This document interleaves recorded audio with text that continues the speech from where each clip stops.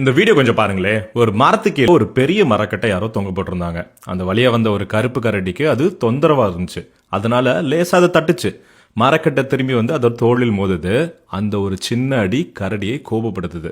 என்னே திரும்பி அடிக்கிறியான்னு இப்ப பலமா தாக்குது. மரக்கட்டை உயரமா போய் இன்னும் வேகமா திரும்பி வந்து கரடியின் மேல மோதுது.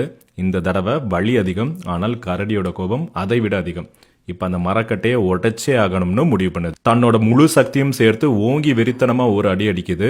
மரக்கட்டை இப்போ ரொம்ப உயரமா போயிடுச்சு. மேல போய் ஒரு செகண்ட் நிக்குது. அடுத்த செகண்ட் முழு வேகத்தோட திரும்பி வந்து நேரா கரடியோட தலையை மோதுது. ஒரே அடியில் கரடி பரிதாபமாக இருந்து போகிறது. கரடி இறந்தது என்னமோ மரக்கட்டையால் தான். ஆனா அதுக்கு பவர் கொடுத்தது யாரு? கரடியோட ரியாக்ஷன் தானே. இதுதான் சைக்காலஜில ஃபெஸ்டிங்கர்ஸ் லான்னு சொல்லுவாங்க. ஆக்சுவலாக நம்மளை காயப்படுத்துகிற பல விஷயங்களுக்கு பவர் கிடையாது, நம்ம தான் அதுக்கு பவர் கொடுப்போம். ஃபார் எக்ஸாம்பிள், யாராவது நம்மளை ட்ரிகர் பண்ணுற மாதிரி பேசிடட்டுமே, இல்லை லைட்டாக முறைச்சிடட்டுமே, இல்லை நக்கலாக சிரிக்கட்டுமே, அவ்வளவுதான். அதை இக்னோர் பண்ணாமல் தேவையில்லாமல் ரியாக்ட் பண்ணி நம்ம அவங்கள பவர்ஃபுல்லாக மாற்றிடுவோம். ஒன்று மட்டும் நல்லா புரிஞ்சுக்கோங்க, மற்றவங்க ப்ரெஸ் பண்ணுற பட்டனுக்குலாம் உங்கள் ரியாக்ஷன் நீங்கள் மாற்றிக்கிட்டே இருக்காதீங்க. நீங்கள் ஒன்றும் டிவி கிடையாது. உங்கள் வாழ்க்கையோட ரிமோட் எப்போதும் உங்கள் கையில் தான் இருக்கணும். ப்ளீஸ் அதை மற்றவங்கள்ட்ட கொடுத்து இன்னும் ஹர்ட் ஆகிட்டே இருக்காதீங்க.